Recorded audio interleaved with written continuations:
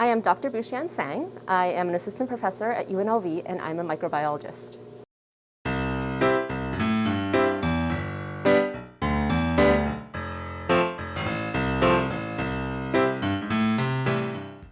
So microbes are organisms that are essentially too small to see with just your eyes, so you need a microscope.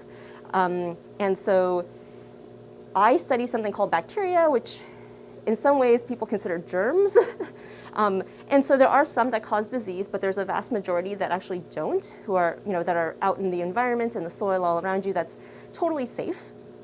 And so we're interested in particular to studying just how these microbes live, right? How do, they survive in their environment? How do they do basic things like move around? How do they build communities, which is what my lab in particular is interested in. So, as humans, we build these cities and communities, and bacteria actually do this as well. And so we're interested in studying how they build their microbial houses and communities, and how it protects them, just like our community protects us. Okay, awesome. And what is your level of education? Yes, so I have a bachelor's degree in biology from the Massachusetts Institute of Technology, MIT, and I do not have a master's degree, and I got my doctorate degree from Rockefeller University in New York City. And how long have you been working in this field? So I've been doing research for a really long time. So I started in high school, but I've been studying microbiology specifically for the past 11 years. And what does a typical day look like for you? So that's a little complicated. So the typical day is depends on the day. So my job has a mix of teaching and research. So depending on the day, I'm either in the classroom teaching undergraduate students and lecturing about various topics, or on research days, I am actually relatively seldom, rarely nowadays, in the lab doing experiments, but more often in front of my computer, writing papers, reading papers, writing grants to get funding for the lab. And what is the best part of your profession? I think the best part of my job is training the next generation of scientists. So, whether that's in the classroom, teaching undergraduates, or in the lab, teaching the people in my lab how to do science and watching them do what they do. Okay. And what is the most challenging part of your profession?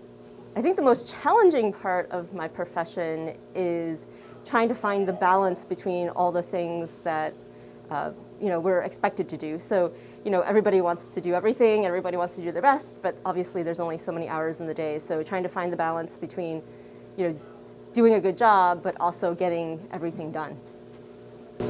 Why is your profession important to others? So I think my profession is important to others in various ways. So in terms of the research, we study bacteria, and in particular we study bacteria that cause disease in humans. And so while we do very basic research, we hope that someday somebody else will apply our research to find new methods of treating infections in people. That's in terms of the research.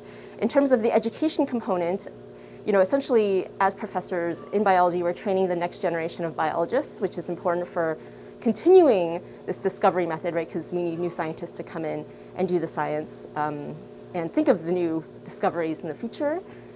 In addition, we do a lot of outreach.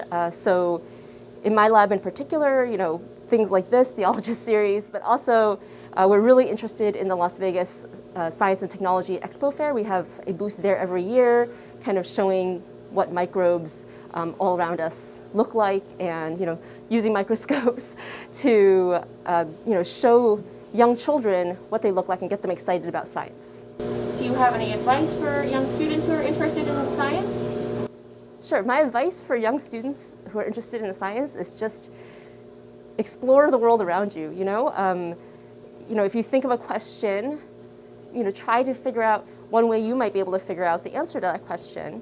In terms of small experiments at home that your mom and dad can help you do, or go out and look for experts to ask questions, and just really learn new things. And I think as you learn new things, you get excited about new things. So find where you are most excited about science and pursue that.